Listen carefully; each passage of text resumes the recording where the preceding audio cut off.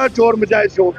ये सरकार के अंदर बैठे स्पीकर इनका, मंत्री इनके, लेकिन ये बेसिकली जो लोग जम्मू कश्मीर वक्फ बोर्ड की करोड़ों रुपए की संपत्तियां कब्जा करके बैठे हैं, ये उनके एजेंट बन के विधानसभा में आए। पार्लियामेंट में अब भी जान है, जहां 200 से ज्यादा 225 के लगभग मेंबरान ने इसकी मुखालफत की। ये उनके टाउट बन के आए हैं कि हम शोर मचाएंगे।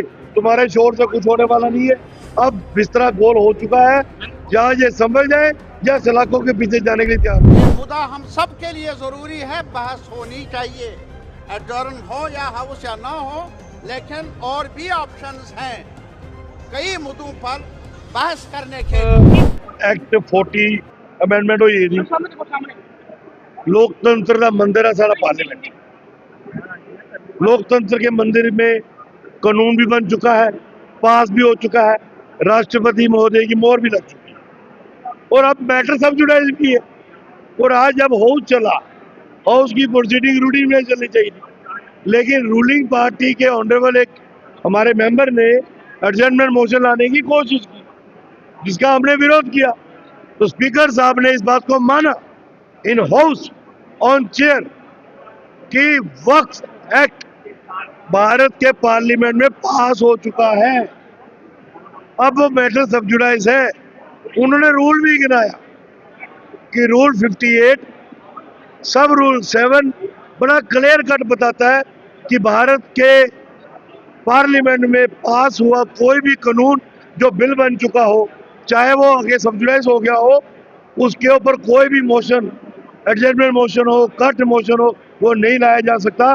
लिहाजा मैं आपका एडजर्नमेंट मोशन जो है वो रिजेक्ट करता हूँ। हमने ड्रम बीटिंग से उसका वेलकम किया कि स्पीकर साहब सीनियर पॉलिटिशियन है, 7-8 बार से एमएलए हैं, इन सब के बाप दादाओं की उम्र के हैं, और उन्होंने अपने विवेक से निर्णय लिया। हमने उसका वेलकम किया। इन लोगों की मिर्चें लग गई, ये शोर मचाना शुरू हो गए। ये जम्मू कश्मीर के इतिहास में पहली बार हुआ होगा। हमने सुना था कि हाउस की प्रोसीडिंग्स को अपोजिशन डिसरप्ट करती है, अपोजिशन वॉकआउट करती है, अपोजिशन शोर करती है, यहाँ सरकार शोर कर रही है। इसलिए हमने कहा शोर मचाए शोर।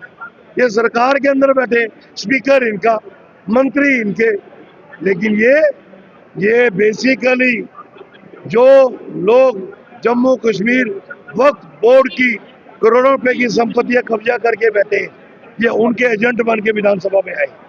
ये उनके टाउट बन के आए हैं कि हम शोर मचाएंगे। तुम्हारे शोर से कुछ होने वाला नहीं है। अब बिस्तरा गोल हो चुका है, जहाँ ये समझ जाए या सलाखों के पीछे जाने के लिए तैयार हो। जो वक्फ के बारे में पहले बिल पेश हुआ और उस पर बहस हुई, सबसे बड़ी बात यह है कि हमारी नज़र में ये एक सरीहन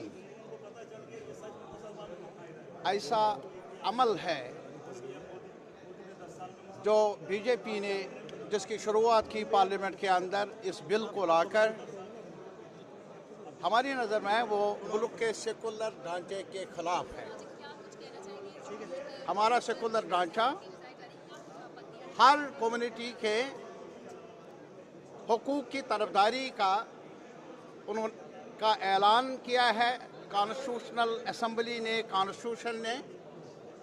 और यही सबसे बड़ी खूबी है हमारे मुल्क की कि हमारा मुल्क अभी यहाँ भिन्न भिन्न धर्म, मजहब, अकीदा मानने वाले लोग हैं, लेकिन एक साथ मिलकर ऐसा सांचा ढांचा कॉन्स्टिट्यूएंट असेंबली ने बनाया है जहाँ हर कम्युनिटी को अपना इख्तियार है कि वो अपने मामलात खुद संभाले।